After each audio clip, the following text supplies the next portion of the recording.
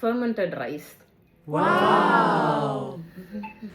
அதாவது தமிழில் பழைய சாதம் பண்ணலாமா?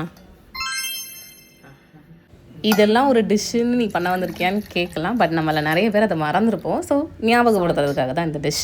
ஒன்றுமே இல்லை, அதுக்கு முந்தின நாள் நம்ம வடிச்சிருந்த சாதம் மிச்சமாக இருந்ததுன்னா நைட்டு தூங்குறதுக்கு முன்னாடி தண்ணி ஊற்றி வச்சிடணும். பின்ன காலையில் எழுந்திரிச்சோன்னா அந்த தண்ணியை வடிச்சிட்டு எக்ஸ்ட்ரா நம்ம தண்ணி ஆட் பண்ணிக்கலாம். சம்டைம்ஸ் புளிச்சிருக்கும் அதனால். இல்லை அந்த தண்ணியே நல்லா இருக்குன்னா அதுலேயே கொஞ்சம் போல் நம்ம தயிர், வெங்காயம், பச்சை மிளகா அதெல்லாம் ஆட் பண்ணிக்கலாம். தேவைப்பட்டால் கொத்தமல்லி கூட ஆட் பண்ணிக்கலாம்.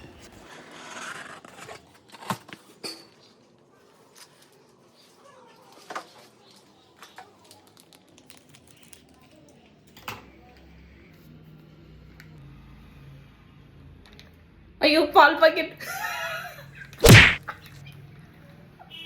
You have to cut thayir packet.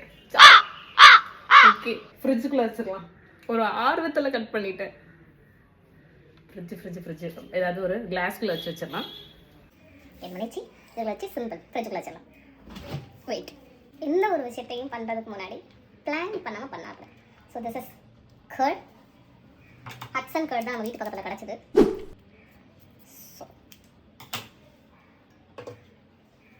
Combination வேறு லெவலில் இருக்க போது.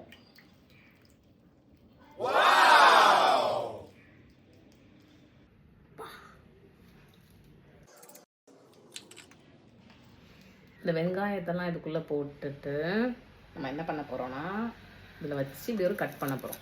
அப்போனா இந்த வெங்காயம்லாம் கட் ஆகி உள்ள விழுந்துடும்.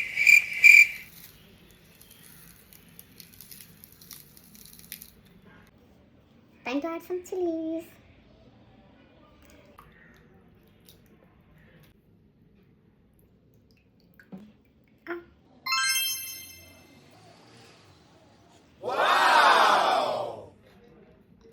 வா, அமிர்தமாக இருந்தது, சூப்பராக இருந்தது. ஈஸியஸ்ட் அண்ட் ரொம்பவே ஹெல்தியான ஒரு பிரேக்ஃபாஸ்ட்டும் கூட. நைட்டு ஊற வச்ச சாப்பாடை நம்ம காலையில் சாப்பிட்றதுனால அதில் பாக்டீரியாஸ், பெனிஃபிஷியல் பாக்டீரியாஸ் அதிகமாக இருக்கும். அது நம்மளோட கட் ஹெல்த்துக்கு very important. So next time உங்கள் வீட்டில் ரைஸ் மிச்சமாச்சுன்னா அடுத்த நாள் தூர போடாமல் இந்த மாதிரி நீங்கள் செஞ்சு சாப்பிடுங்க. ட்ரை பண்ணிங்கன்னா மறக்காமல் do comment, like, share and subscribe for more videos. We love you all. Tata, bye, see you.